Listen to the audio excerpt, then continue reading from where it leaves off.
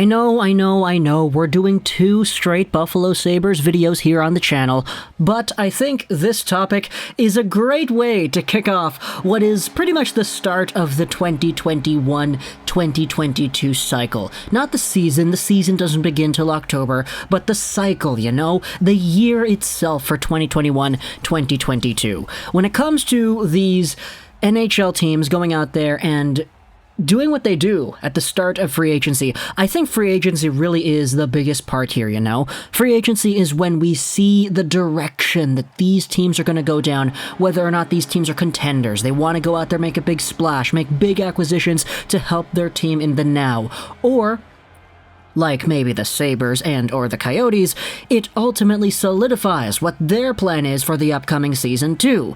Going out there, being maybe a bad team, maybe taking on salary, maybe trading away their good players and getting extra draft capital. Free agency is kind of when these paths for all these different NHL teams get established. We know, okay, this team went after this top free agent, they're gonna go all in now.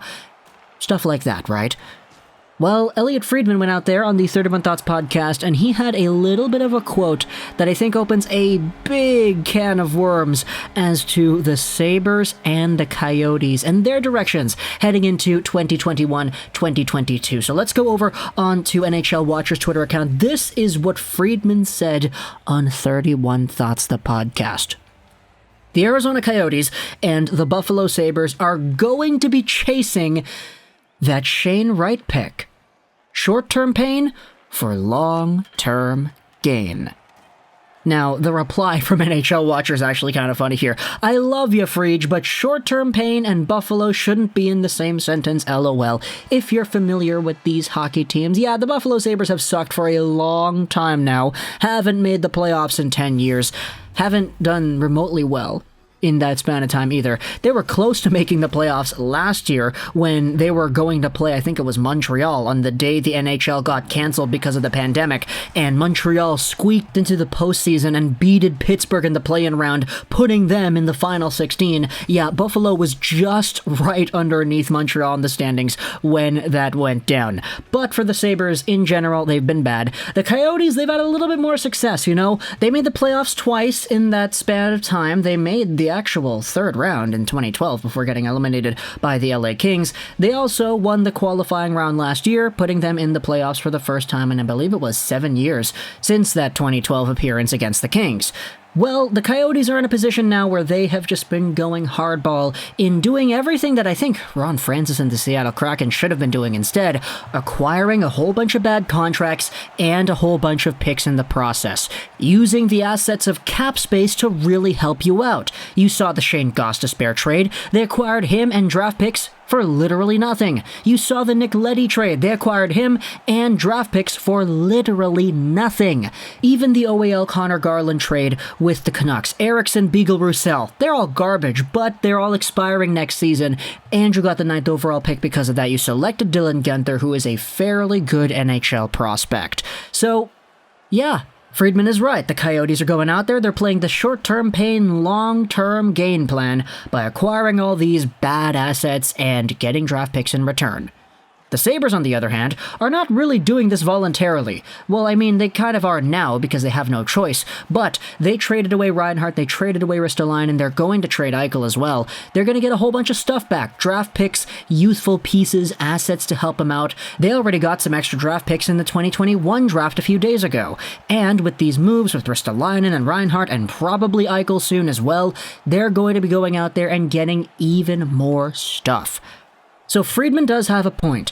Arizona and Buffalo are both of those teams going out there and pretty much establishing early on, before free agency even starts, that they're going to be chasing the Shane Wright draft pick. Now, who is Shane Wright? Well, Wright is probably the guy that I think is going to be the first overall pick in 2022's NHL Entry Draft. And yeah, we just had the 2021 draft earlier last week. Let's start talking about 2022, baby. We don't really have any draft rankings coming out at this time of the year. here for the draft that's going to be a year from now just yet, but Shane Wright would probably be the guy who takes the cake in those conversations. A few years ago, we had the trio of Shane Wright, Matthew Savoie, and Brad Lambert from Finland. Yeah, by the way, Brad Lambert is a Finnish hockey prospect. Pretty much being established as the top three. Any one of these guys could be first overall in 2022, and they were all supposed to be franchise caliber talents at the NHL level. We were scouting these guys back when they were like 15 years old. That's how good these players were. In fact, in the video we made 2 years ago, talking about potential NHL prospects and where I see their ceilings lying, we had Wright, Savoie, and Lambert in the franchise generational tier with only Alexis Lafreniere in the 2022 draft. And that was back in 2019 when we said that. But over the years, as things have gone on, Matthew Savoie has been kind of in and out. He's been suffering with injury problems the past few seasons, so it hasn't been great. Brad Lambert has been doing his thing in Finland. He's been doing pretty all right, too. Playing in the Finnish Liga, being one of the youngest guys over there, setting records for the youngest player to do X. He's got a few of those titles to his name already. But for Shane Wright, oh boy. Even though he's a WHL guy, and the WHL did not start up this season, Shane Wright has done so much to prove that he should be one of the top guys at this draft, if not first overall. You know this guy's name already because at 17 years old, he was the absolute beast at the U18s who had 9 goals in 5 games played, 14 points for Team Canada at the World Under-18s. He was just behind Matvei Mishkov and tied with Connor Bedard in total points, second in the tournament. And you have to remember, Shane Wright missed a few games as well. He was the captain for Team Canada. He didn't play all 7 games, but he still was second in point production that season. He also had 9 goals. This guy is an absolute crazy goal scorer, and he displayed those qualities in the OHL in his first year last year. He was over a point per game as a 16-year-old. He had 39 goals in 58 games played as a 15-turning 16-year-old in the full-time OHL on a Kingston Frontenacs team that was one of the worst teams in the league. They were tied for second last. And despite the fact that he was out there getting these numbers, he still put up a better U16 OHL season than Connor McDavid did. McDavid had exceptional status. Shane Wright had exceptional status too. Jason Spezza is over here because back when he was playing in the OHL, there was this rule where it's like, oh, if it's a hometown guy, he can play early. It was weird. And John Tavares also had exceptional status. You can see the U16 players in the OHL. Shane Wright's numbers were better than McDavid's, and his point per game was slightly below John Tavares's. Say what you want about whether or not it's the right decision or the wrong decision to tank for Shane Wright in 2022, but you're tanking for a good player here. And you know, it's honestly kind of funny, because when you come to think of it, Jack Eichel is this franchise talent in Buffalo that a lot of people were going out there saying, man, this guy would have been first overall any other year. Like in 2014 versus Aaron Ekblad, Eichel would have gone first. 2013 versus McKinnon, I love what McKinnon is today, but I'm going to be honest, back in 2013, I'd be surprised if you told me he became as good as he has. Eichel would have gone ahead of him. In 2012, same thing. Yakupov, there was ambiguity as to who would have gone first overall in 2012. 2011, Nugent-Hopkins, same thing. Even going later, against Austin Matthews, some people said that Eichel should have gone ahead of Matthews. 2017, Nico Hischier, no contest. Jack Eichel all the way. 2018, okay. Rasmus Dahlin, you're making a little bit of a debate there, but Eichel still has a good shot.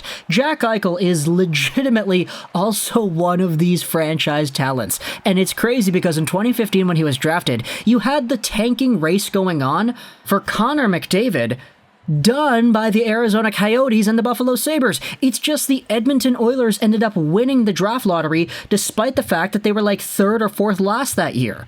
So it's kind of funny how everything goes around, comes around in a 6-year cycle. The Sabres had a 20% chance of winning McDavid, the Coyotes had a 13.5% chance of winning McDavid, Edmonton had an 11.5% chance, and Edmonton won. So now, 6 years down the line, the Coyotes and the Sabres are going to be tanking again to try to get the newest OHL guy who has just beaten Connor McDavid's U16 point production. This is crazy. This is just kind of, hockey going full circle over here, and the talks for the prospects really heating up because, sure, the draft is a year away, but I think we can all agree that the hype that not only a Shane Wright, but a Matthew Savoie and a Brad Lambert, the hype they're bringing in is awesome to see as well. So, if you're a Sabres fan, Coyotes fan, let me know in the comments what you think.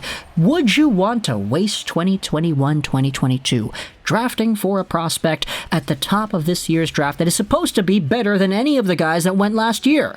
Like, I think if you take Lambert, Savoie, and Wright, and you put them in the 2021 draft, they would have gone 1, 2, 3 in some order. Owen Power, sorry, you're not first overall anymore. That's kind of what I think, though. Talk to me in the comments what you think. I hope you enjoyed this Vintage Trolls 99. And bye.